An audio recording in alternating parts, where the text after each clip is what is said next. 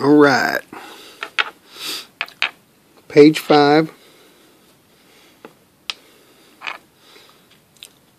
I'm going to go ahead and make page 5 and 6 on the .44, B44.2. I'm just going to put 5 and 6 together. I went ahead and put together my page 6, my rear one. Just playing around with it. Had a little bit of shimming issues. As it turns out, they're both going to be shimmed the same, so we'll just kill two birds with one stone and get on to some steering anchorman brackets and assemblies. Remember, we talked about this on the .2 thread. We've been having a problem with the pinion gear rubbing right down here in this little groove. Right down in here. In the bottom part of the gearbox. Put it together and you spin it and it rubs. But if you lay it in the top half, it don't rub. Well, here's what I came to the conclusion. We're dealing with an out of round pinion gear. It's a little out of round. I pulled my first kit, I put that thing together, I ran that thing for 8 weeks. I mean, I ran that kit for 2 months and never did anything with the diffs. I gave the fella that I sold it to an extra set of diffs. I said, here you go. They were getting pretty rough, but they were still working great. Now, on the second kit, I took the time and shaved it and got it to quit rubbing, put it together, and when I took it apart to rebuild the diffs so I could sell it to the fella, this is what I found. The top of the gearbox in this little groove, this little flange right here, where this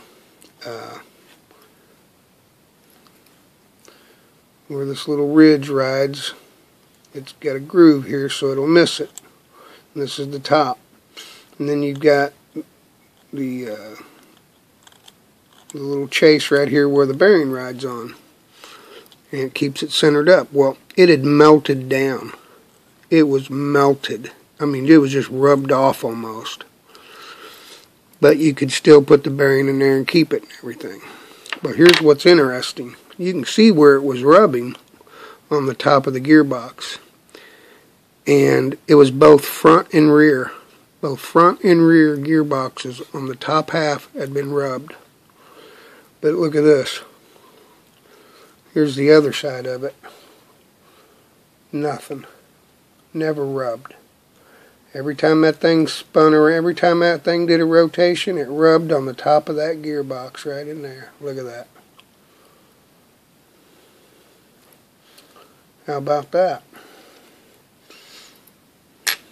So, we're not dealing with a gear case. We're dealing with a bad pinion. I say bad. It works. It's not so out of round that it's not going to last, but that's where the deal is. Now, to try to keep that from happening again, I'm having to get into some shimming. So what I'm doing here is, to try to avoid that from happening again and any rubbing and stuff, you're going to have to take those washers that are provided in the kit. You're going to want to calibrate them. This one's a 22. The other one is a 25, I believe it was. 27. This one is the one you're going to want to put on last. The thickest one you're going to want to put on last. Because we're going to try to drive this pinion gear away from that bearing. So, what I've done completely in this case is I'm going to eliminate the thickest one. And I did this on both of them. I just eliminated them. And I went to my axle shims, and I got a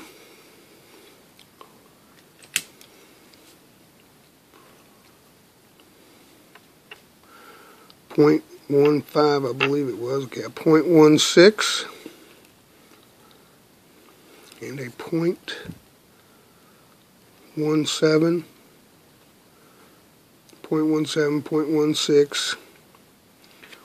And I'm putting the .17 with the .22 or .23, whatever it was, 21, 22. Putting it with the thin one that came with the kit. It's a .20.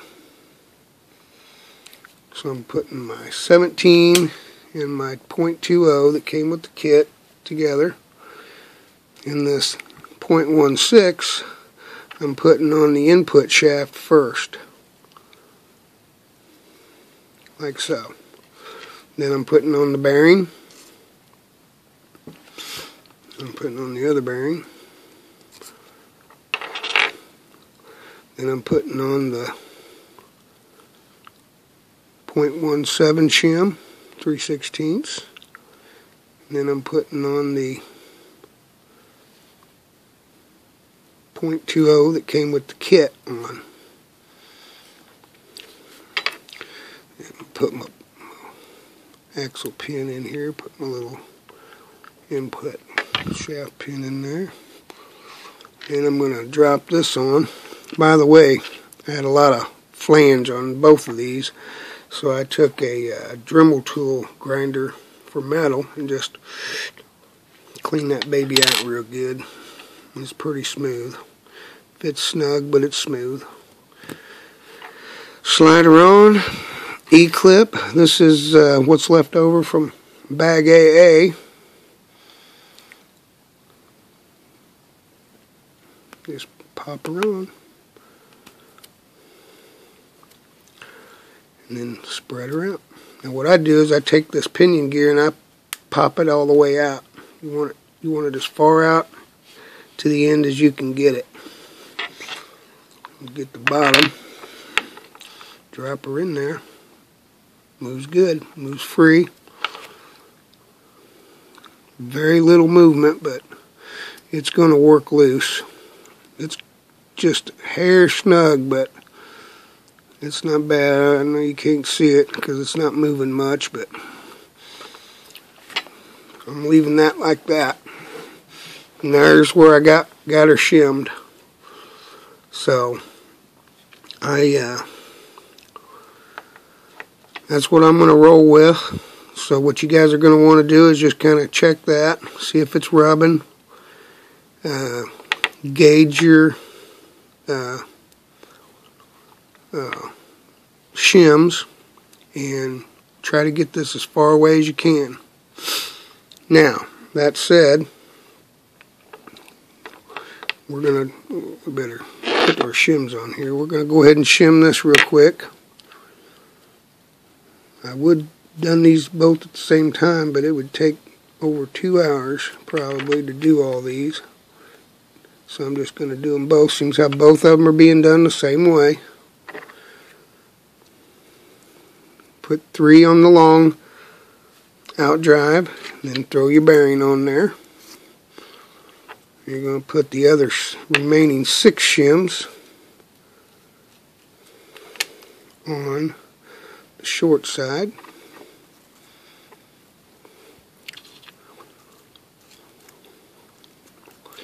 I didn't do much rehearsal on this gearbox here, but I kind of knew it was going to go about the same. Now, that's all there. It's pretty snug. It's going to work loose over time, though. It'll free up some. When you're shimming, this is what you got to watch for. Right down in here. You don't want this edge too far up against. You don't want to get it too close to this diff gear. So when you're turning it, you want to make sure there's about, well, you want to be able to see through there, right in here. I'd say 1/4 of a millimeter or something. It's pretty minute, 1/2 millimeter or something. But you get this pinion too far forward, then it's gonna be on this diff gear, and it's gonna wear the edges off. But you got to watch out, because if you don't have a shim back here, you can't put all your shims from back here all to the front, because this input shaft, if it gets too far forward, you're going to have a problem right here. So that's what you got to watch for when you start shimming. You don't want to be afraid to do any shimming. I mean, that's what these shims are for. If you're running stock motor, you're probably going to want 3 shims over here, but you're going to want 4 or 5 over here. And if there's a lot of movement, then you're going to want to add a shim over here, because you're not going to want this real tight. You're going to want to free it up if you're running a stock motor. We had a stock shootout years ago, and I made sure that mine was moved real free. I mean, boy, that thing was, whew, I didn't even have any grease on the gears. So, you know, if you're running a 10.5 all the time, and you know that's all you're going to be running, you can take a shim out over here and get this gear to where it's running freer. It doesn't have to be real tight. But myself personally, I'm running a 4.5. I want mine tight. I used to not be sold on this 3 and 6 shim, and this .2 came out, and it was that way out of the book, and so I tried it, of course, and I'm sold on it. If you're running a 6.5 or faster, or even a 7.5, that shimming, this box stock shim, is perfect setup. And I'm sold on it. So now I'm going to show you how I figured out. We had a pinion problem. I couldn't figure it out. I was to my wit's end. So what I did was I put this together, and I turned it around, I put it in there, and then I just turned it. And if you pick a spot like right in here, and you just watch it, you can see it. It's hard to see, but it's there. It's just a little bit out of round. It was obvious by looking at this that something wasn't right. I mean, why would I have a little bit of black rubbing going on here, but nothing over here? So it was obvious. There's where the problem's at, right here in these pinions. So, it won't do us any good to file and grind and carve and do all that there. So, there's nothing we can do about it, except for try to shim it. That's all we can do. Now, we're dealing with metal here. I cleaned all these out real good, every one of them. This is just from one input shaft and a dog bone and a coupler.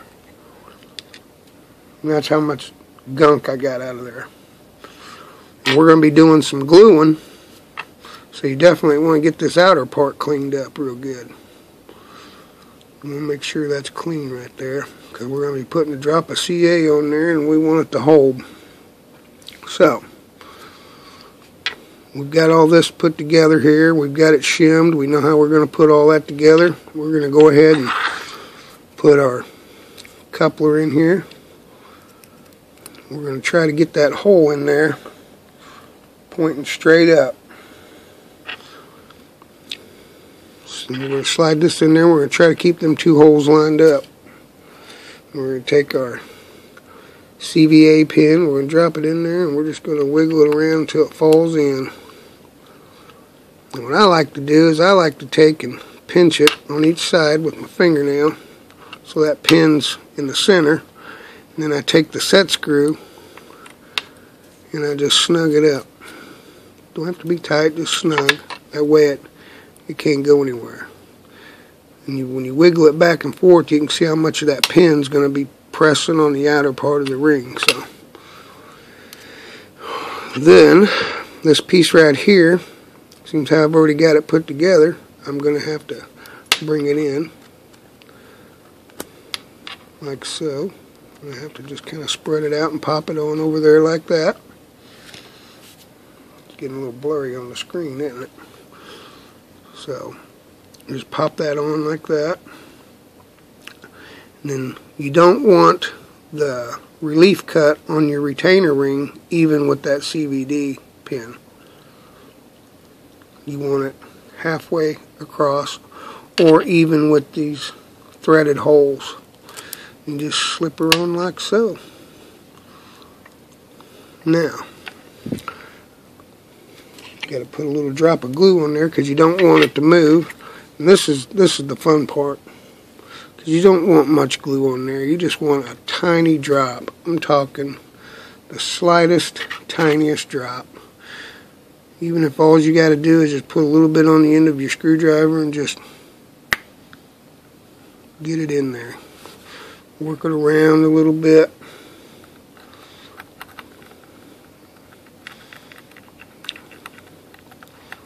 Gotta be careful.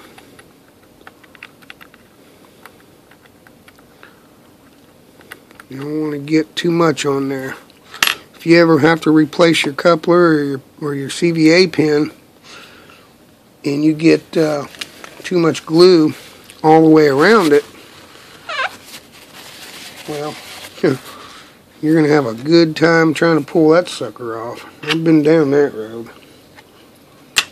Not very often, but in the past, it happens. They start getting old and sloppy, and you want to put a new one on there just to make it fresh again. But let that dry. It's drying pretty fast because there ain't a whole lot of glue there. It looks like I could almost put a little more glue on it. And I think I will. Just a touch. Not much, just a little bit. Just to, I just want to be sure that thing don't come off. But it ain't going to matter because I'm going to be using the set screw on this. So, let that dry a little bit. And I'll show you why I'm going to use the set screw on here. This shaft is never going to be more than, pretty much like this. It's not in a bind like this, like in the steering or in the compressed suspension of the rear suspension or something. It's always pretty much straight. So if you take this and turn it, you can feel a little bit of slop in there. So to get rid of some of that slop, I like to go ahead and use that set screw. So what I do, while that glue's drying anyway, usually I take a break right about now, wait for the glue to dry, but seems how we're on a time schedule with the recording here. Put a little bit of red CA on here. Don't got to be a whole lot, but it's got to be enough. Now just put that thing right down in there and snug her up. Get her good and tight.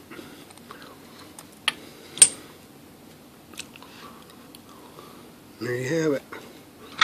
Take a cotton swab here and the Q-tip and just get rid of all that on top. Now that thing, I got rid of quite a bit of slop. The only slop's the little bit on the CVA pin and the coupler. Just got rid of some of the slop through the coupler on there. So, made use of that, and we don't got to worry about that thing. If that retainer clip comes off, we're good. That's an optional thing. You don't have to do that. And some guys do, some guys don't. I'll bet you for the most part, most guys don't. But If you don't, you're going to end up with a whole lot of them little set screws laying around. So, but then I take my grease, put a little dab of grease on here, and I work it into this coupler here. I just put a little bit down in there and work it in.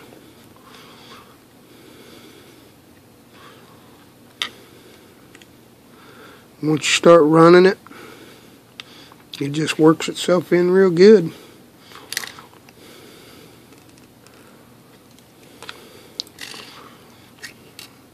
And on the back side where you have more threads for another set screw if you wanted. I just put a little grease down in there, so I want a little bit on that pin if I can get some on that pin without it interfering with that red Loctite. Just rub it a little bit over here and there, everywhere. And let it work itself in.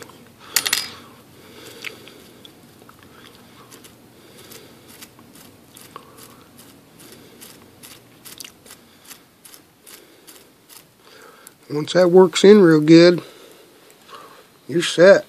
Like I say, that thing ain't never going to be more than about that angle right there anyway, so you ain't got to worry about it binding up on you like if you're at a full turn, or if you're at a full suspension, or a full droop. You want it to move free, you don't have to worry about it with the center drive axles. Now, let's get all that excess grease off there. So, when it comes time to rebuild your diffs, take you some motor spray, spray it out real good, put you in some fresh grease. Or you can get you some of these little booties, slip them on over it, tie wrap it. I think I'm going to give these booties a try. These are a Durango brand. I don't think they're going to work on here, but I might give them a try. They had them laying on the shelf at the shop the other day, so I picked them up. I might give it a try. But there you have it. All that little bit of grease is going to work itself in. 2 or 3, 4 weeks down the road, you're going to clean this out when you redo your diffs, or work your diffs over and clean them, and you're set. Your shimming may not be the same as mine, but you're going to want to kind of watch that.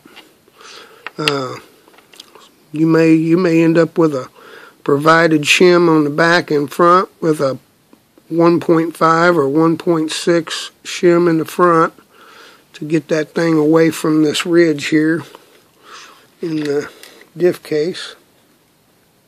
And here we're just trying to get it a little bit away from it, so that as that pinion gear turns, well, you can almost see it just like this. See that? That's what it is. It's not even in the cases. Okay, now let's move on. We got some racing to do. We got to get this baby ready for the races. Drop her in there. Boy, she's purring like a kitten, smooth as silk, not too tight back and forth. We got her shimmed up. 6 on the short side, 3 on the long side. Now, if you're wondering, the long dog bone is your front dog bone. That's going to be your front gearbox. That would be bag B. The bag's going to look like this. Your bag C, and it's going to look like this. That's your rear gearbox in CV dog bone and CVAs. So here we are. We're shimmed up. It's nice and snug there. It's pretty good there. We're going to hope and pray that I got her shimmed right here. I think it's going to be just fine though. And we're going to drop the cap on top. Just see how it feels. They're always a little noisy when they're like this, but once you tighten it down, they get a little quieter. Hear the difference? Now, this one's built and ready to go. Hope I didn't miss anything here. This is tricky stuff, and they can vary from one kit to the next, but that gives you a good guideline to go by on something to look for when you're building your gearbox. And when you tighten the cap on, you're going to want to get that as tight as you can. You're going to always want to make sure all your top screws are snug and your 4 bottom screws are snug. You got to keep them snugged up. Even if you're using a film, you're going to have to poke a little hole in there and always keep them snugged up. You want to keep your center top plate bracket brace tight, because all that chassis flex snap right across here. You get too hardcore of a crash or get a lot of thrust or force in a hard berm or a hard bowl turn, and that chassis starts a flexing, this little piece right here will just crack right across there. So you want to keep the case as tight as you can get it, and if it feels tight, it'll break in, you'll be good. But you want to try to prevent that thing from cracking. I've never had a front one crack, but I have had a back one crack, and it happened to me twice, and it happened right across here. So that's pretty aggravating when that happens. Now, the one thing you want to do before you start adding your screws and stuff is you're just going to want to put a little bit of grease on here. And I just put a little bit like right here on mine. That's probably more than I needed. And the reason why I say that is because as you run it, all that's going to just blow off and end up in the top of this gearbox and in the bottom of it. And over greasing stuff just doesn't do you no good. If anything, it'll work its way back into the drive gear with any stuff that falls off and just wear your gears out faster. So you can over grease it. Let's put it this way. There's no reason to over grease it because it's all going to end up in here anyway. You're going to go 2-3 weeks tops, and all that grease is going to be pretty well blown all over in here. So you can over grease it. You're just kind of wasting grease at that point. So let's say I got all my screws on there. Then I'll just take this little dust cover, slide that on there, put it on there like that. Now these things are notorious for working loose. If you get one that doesn't want to stay tight, you can put a little bit of shoe goo in here. Just put it on there and then push it down. Just pull it back and put a little shoe goo and push it down. That sometimes works. Or you can just pull it out and throw it somewhere because it gets kind of aggravating. And that's really about it. Don't be afraid to do any shimming. If you have to do some shimming and you want to do some shimming to get this away from the thing, it's a good thing to do it.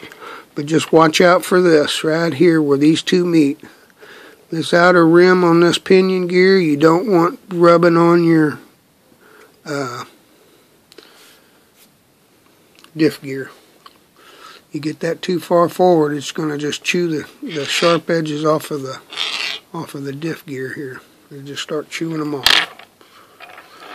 If you're running a stock motor, you can pull a couple shims out of the short outdrive side, put them over here on the long side, and that just shifts that thing over a little bit and frees the gear up. 10.5, 13.5, 17.5 motors, you can get away with that. You can keep her pretty loose. If you're running a 8.5, 7.5 on down, you're probably going to want to go ahead and use the box stock shimming. I'm sold on it. It's a little tight at first. You got to watch your motor temperatures for the first 2 or 3 battery packs. After that, it just frees right up. It's like perfect mesh then. And my last kit, I ran a 4.5 in it, and I tortured that sucker. I tried to blow it up. After, I would say, 5 times, gosh, probably, let's see, 4 or 5 battery packs a night, twice a week. That's 10, 5, I would say probably 50 battery packs before I finally chunked the gear. That's pretty good. And the diffs were actually getting a little gritty, but they were still working good. So, that's all good. At any rate, I hope that helps. Remember, bag B is your front. Dog bone is the long one. Bag C is the short one. That's your rear one. If you got any questions, you can ask it over on the .2 thread on RC Tech, or make a comment on the YouTube channel if you see something I might have missed or could have been done differently or better. Make a comment there, because anybody watching the video would want to catch it right away in case they don't come over to the .2 thread. So you guys take it easy, and I'll be back for page 7. We'll get the steering assembly put together, and I'm going to crank the screws down on this baby, and we're going to be that much closer to going racing. See you later.